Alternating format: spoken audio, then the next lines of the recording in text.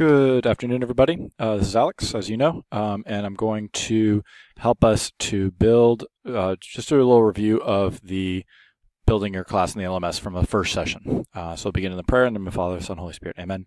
Lord, over the summer and any time that we might be watching this video, guide us and instruct us in your word, that we might fully understand your love in our lives. We pray for the ability to do well in all of our work that might glorify you. In Jesus' holy name, amen. In the Father, and of the Son, and of the Holy Spirit, amen.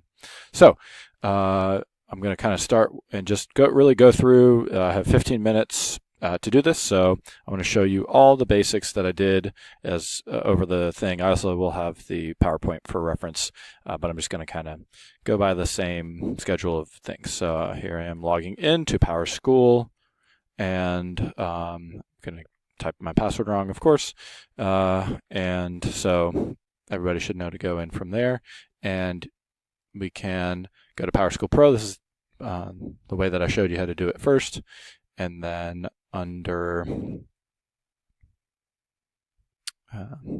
classes right here, we're going to click on my classes, and it should pop up a new window, and here you go.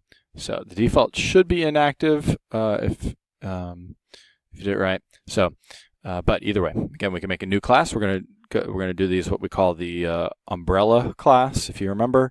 So that way we can, for one umbrella class per prep, right? One per prep. So I'm going to a new class. I'm going to just use my computer apps, computer apps fall 2018.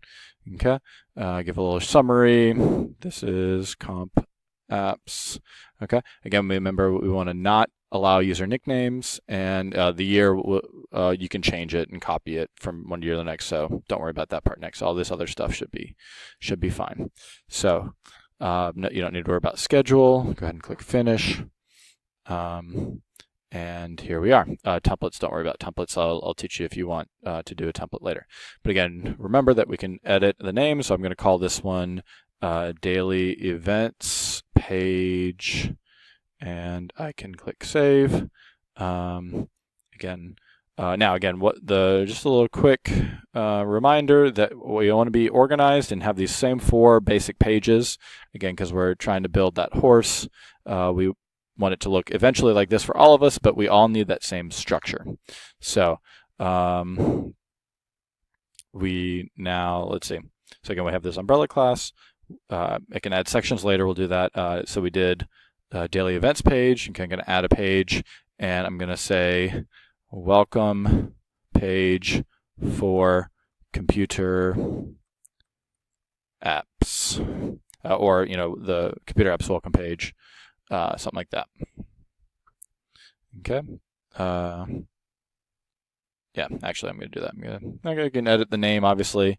So I'm going to say computer apps welcome page. So then, again, probably a good idea to end each of your things with page so that you remember that's what it is. Now, let's see.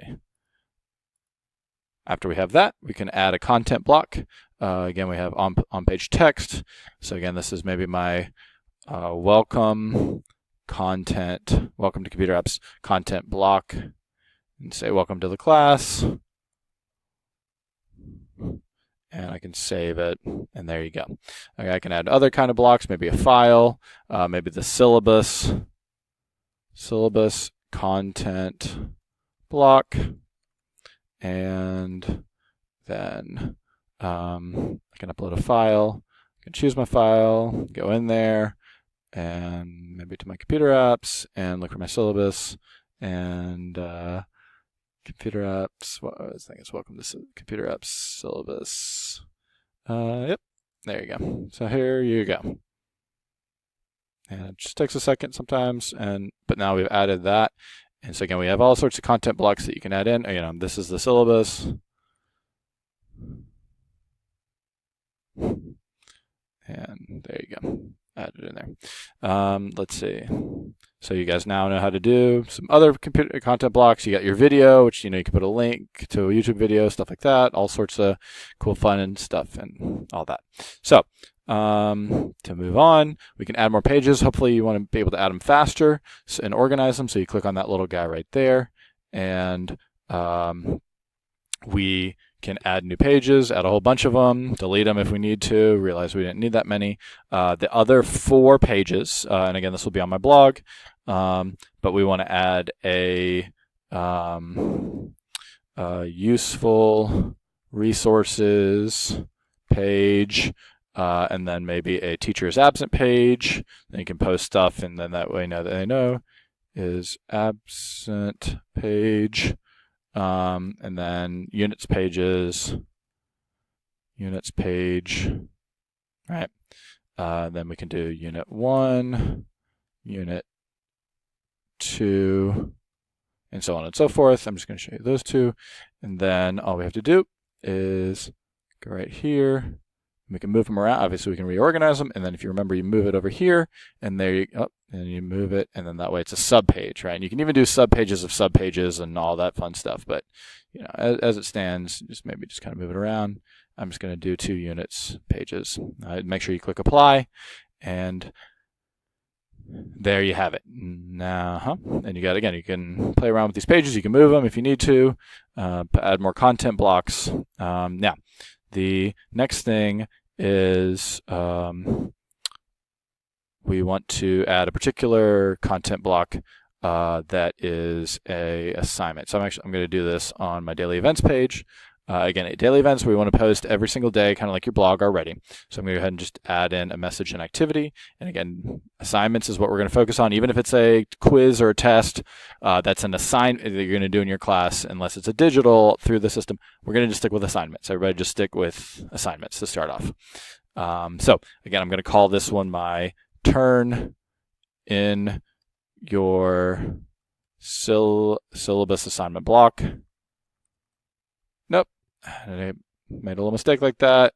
Well, I can go back and change it later, but I'm going to call it the syllabus homework assignment. And so then I can say, you know, please turn in your completed form on your syllabus by a parent or guardian, something like that, with signature by parent or guardian. Okay. And you can check the due date. You can allow them to submit it online. This is something I just want on paper, so I'm going to do that. I can even upload another file. If maybe I even have it so I can upload my syllabus file thing again, just that the form, the last page or something like that, and then that way they can print it. And in general, obviously, you can play around and make your own. Now again, turn in your syllabus assignment block, right? And so then I can say, please turn in by day 3 or something like that. Please turn in by day 3. Okay. So again, that was the weird thing where you basically make your block, then you make your assignment, and then you make your thing. All right, so there's that little subtlety of, but now we can make these assignments, so we can move them around and stuff like that. But you also have your assignment block. So just being clear about those different things. So that's it. I think that's pretty much a couple other things. Again, remember, after you make your page look good, you can make sure you publish it, and then that way you can tell if it's read, it's published. If it's not, I did want to add it. You probably want to add a storage page. Keep unpublished. That way you can work with some content blocks, and then as you're ready, you can push them over. Again, to move, let's say this block wasn't ready yet. I wanted to, because you can't publish and unpublish blocks, so it's by the page. So you're going to move that, and you can move it to my storage page, and then that way, I can keep stuff published or published by the location of it. So hopefully that was helpful. If you have any questions, you can email me or whatnot, and I have a happy drawing of your class.